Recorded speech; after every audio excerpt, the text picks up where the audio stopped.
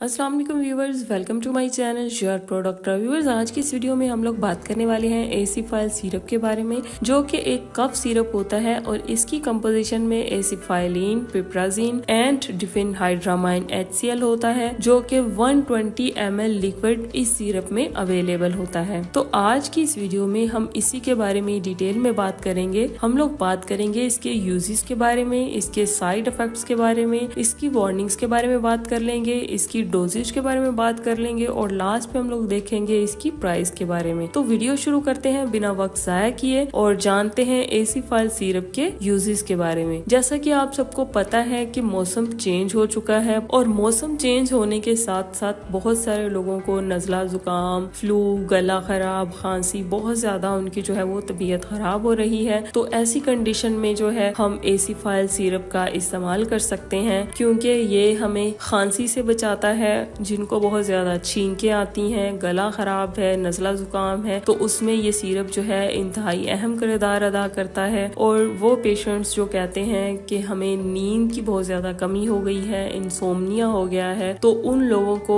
ये सिरप जो है इंसोम्निया को मैनेज करने के लिए ये बहुत ज्यादा हेल्प करता है। और वो लोग जिनको ऐसे मौसम में बाहर जाने से या थोड़ा बहुत काम करने के बाद या फिर ऐसी पोल्यूशन वाली फिजा से एलर्जी हो जाती है, तो वो पेशेंट्स भी एसिफाइल सिरप का इस्तेमाल कर सकते हैं। उनके लिए भी ये इंतहाई मुफीद है। और ये जो सिरप है ये हाई फीवर के रिस्क को बहुत ज्यादा कम करता है अगर आप इसका इस्तेमाल करते हैं तो। और एस्थमा वाले जो पेशेंट्स हैं वो भी इस सिरप का इस्तेमाल जो है वो कर सकते हैं। उनके रिस्पायरेटरी डिसऑर्डर्स में ये सिरप जो है वो इंतहाई अहम किरदार अदा करता है। वो पेशेंट्स जिनको बहुत ज्यादा खांसी है, बलगम वाली खांसी है या फिर ड्राई कफ है, तो दोनों ही पेशेंट्स जो हैं वो इस सिरप का इस्तेमाल कर सकते हैं। नेक्स्ट अगर हम लोग बात करें एसिफाइल सिरप के साइड इफेक्ट्स के बारे में, तो इसके साइड इफेक्ट्स में एसिफाइल सिरप का इस्तेमाल करने से आपका स्टमक अपसेट हो सकता है, डीजीनेस का प्रॉब्लम हो सकता है,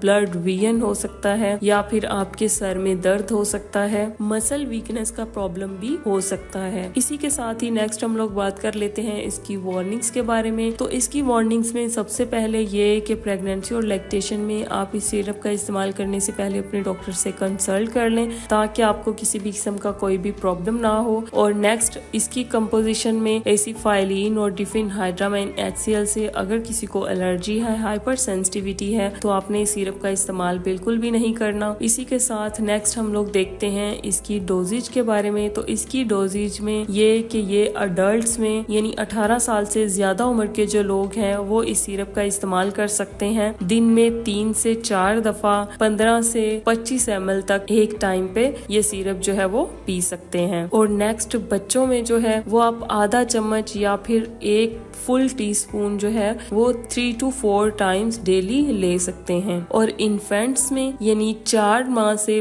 12 माह तक के जो बच्चे हैं वो 1 टीस्पून का चौथा हिस्सा जो है वो ले सकते हैं दिन में 3 दफा। इसी के साथ ही नेक्स्ट हम लोग बात कर लेते हैं इसकी प्राइस के बारे में। तो ये सिरप जो है ये आपको मार्केट से 150 रुपीज में किसी भी फार्मेसी से इजीली मिल जाएगा, तो आप लेकर इस्तेमाल कर सकते हैं। इसी के साथ ही मेरी आज की ये वीडियो खत्म होती है। वीडियो अच्छी लगी हो, इन्फॉर्मेटिव लगी हो तो फ्रेंड्स में शेयर कर दीजिएगा, चैनल को सब्सक्राइब कर दीजिएगा और बेल आइकन को प्रेस कर दें, ताकि मेरी हर नई आने वाली वीडियो आप तक बासानी पहुंच सके। मिलते हैं नई वीडियो में, तब तक के लिए अल्लाह हाफिज।